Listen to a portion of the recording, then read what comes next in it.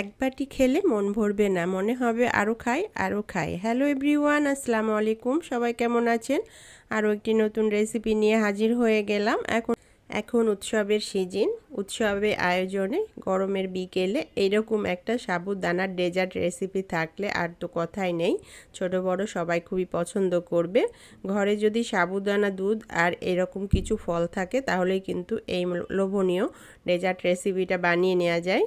যেমন মজাদার তেমনি একটা হেলদি ডেজার্ট রেসিপি এটা। আশা করছি রেসিপিটা আপনাদের পছন্দ হবে, আর পছন্দ হলে লাইক কমেন্ট শেয়ার করে চ্যানেলটিকে সাপোর্ট করবেন। এরকমই নতুন নতুন রেসিপি দেখতে চাইলে আমার পেজটিকে সাবস্ক্রাইব ফলো করে রেখে দিতে পারেন। রেসিপিটা করার জন্য এখানে আমি আধা কেজি গরুর দুধ নিয়েছি, আর দুধটা আমি আগে থেকে জাল করে রেখেছিলাম এবং ঠান্ডা করে নিয়েছিলাম। এখন এই দুধের মধ্যে আমি 1 কাপ চিনি দিয়ে দিলাম। মিষ্টিটা আপনারা আপনাদের পছন্দ মতো দিবেন। তারপর দিয়ে নেড়ে চেড়ে এটাকে ভালো মতো বয়েল করে নিব। ভালো মতো এটা বলক চলে এসেছে, দেখতেই পাচ্ছেন খুব সুন্দরভাবে দুধটা রান্না হয়ে গেছে।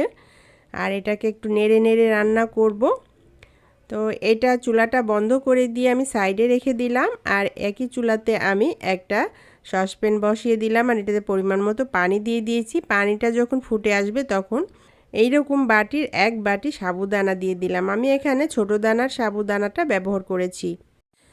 চুলার আঁচ মিডিয়াম টু লো আঁচে দিয়ে এটাকে রান্না করে নিব, আর সাবুদানাটা সিদ্ধ হওয়া পর্যন্ত রান্না করব, আর বারবার এটা নেড়ে নেড়ে রান্না করে নিতে হবে। তো দেখতেই পাচ্ছেন সাবুদানাটা রান্না হয়ে গেছে। এখন আমি এটা একটা স্ট্রেনারে ঢেলে কয়েকবার ঠান্ডা পানি দিয়ে ধুয়ে এটা পানিটা ঝরার জন্য সাইডে রেখে দিব। সাবুদানার পানিটা ঝরিয়ে নিয়ে ফিরে আসলাম। চুলার উপরে আবার ওই দুধের ইটা বসিয়ে দিলাম, আর এই সিদ্ধ করে নেওয়া সাবুদানাটা এখানে দিয়ে দিলাম। দিয়ে নেড়ে চেড়ে এটাকে আর কিছুক্ষণ রান্না করে নিব। আর একটু দুধের সাথে ভালোভাবে এটা রান্না করলেই হয়ে যাবে। আর বন্ধুরা, আমি এটাতে একটু 1 চামচ ভ্যানিলা কাস্টার্ড পাউডার নর্মাল পানি দিয়ে গুলিয়ে নিয়ে এখানে অ্যাড করেছিলাম, আর এটার সাথে মিলিয়ে নিয়েছিলাম। তো এটার কালারটা একটু হলুদ হয়ে গেছে। এটা নামিয়ে রেখে দিব এবং ঠান্ডা করে নিব। ঠান্ডা করে নিয়ে ফিরে আসলাম, দেখতেই পাচ্ছেন। তো বন্ধুরা, এই ডেজার্টটা আমি নর্মাল ফ্রিজে রেখে ঠান্ডা করে নিয়েছিলাম। 2-3 ঘন্টা পর ফিরে আসলাম, ডেজার্টটা ঠান্ডা হয়ে গেছে। আর এটার সাথে আমি ঠান্ডা ঠান্ডা কিছু ফল অ্যাড করে পরিবেশন করব। ওই সাবুদানার কালারটা একটু ইয়েলো হয়ে গেছে, দেখতে একটু ভালোই লাগছে। আপনি চাইলে কিন্তু সাদাই রাখতে পারবেন। কাস্টার্ড পাউডারটা না দিলে কিন্তু এটা সাদা থাকবে। এখানে কিছু আমি আম কুচি এবং কলার কুচি দিয়ে দিলাম, আর হলো 1 বাটি আমের পিউরি আমি আগে থেকে ব্লেন্ড করে রেখেছিলাম, সেটা দিয়ে দিলাম। দিয়ে এটাকে নেড়ে চেড়ে মিশিয়ে নিব খুব ভালোভাবে। এটা মিশাতে মিশাতেই ফ্রেন্ডস, আপনাদের সাথে কিছু কথা বলে নেই। আমার পেজে নতুন হলে ইউটিউব থেকে দেখলে একটা সাবস্ক্রাইব করে দিবেন, ফেসবুক থেকে দেখলে একটা ফলো দিয়ে দিবেন। যেসব বন্ধুরা আগে থেকে সাবস্ক্রাইব ফলো দিয়ে রেখেছেন তাদেরকে অসংখ্য ধন্যবাদ। বেশি বেশি করে শেয়ার করুন ফ্রেন্ডস ফ্যামিলির সাথে, অন্যকে দেখার সুযোগ করে দিন। ভালো লাগলে কমেন্টস করে জানান এবং শেষে একটা লাইক দিয়ে যাবেন। তো এভাবেই নাড়তে নাড়তে দেখুন খুব সুন্দরভাবে আমি এটা মিশিয়ে রেডি করে নিয়েছি। আর ওপর থেকে আমি কিছুটা হলো কাঠবাদাম এবং কাজু বাদাম দিয়ে দিলাম। এগুলো আমি আগেই ভেজে কুচি করে নিয়েছিলাম।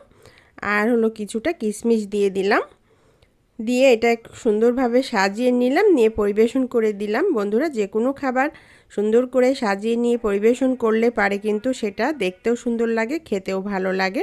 তো বন্ধুরা, আমি এখানে আম আর হলো কলা দিয়ে আর বাদাম দিয়ে এটা পরিবেশন করেছি। আপনারা চাইলে আরও ফল এটাতে অ্যাড করতে পারেন। যে ফলটা আপনার হলো সাবুদানার সাথে এবং আমের সাথে যায় সেগুলোই অ্যাড করবেন। এখন বন্ধুরা আমি খেয়ে নিব। তো এরকম আমি হলো 2-3 বাটি একাই খেয়েছি, এতটা মজার হয়েছে, লোভনীয় হয়েছে। তো একটু বানালে বেশি করেই বানাবেন। যে কোনো উৎসবে আয়োজনে গরমের দিনে এটা ফ্রিজে রেখে ঠান্ডা ঠান্ডা পরিবেশন করলে দারুণ লাগে। তাহলে বন্ধুরা, এভাবে একবার বানিয়ে খেয়ে দেখুন, খুব পছন্দ হবে।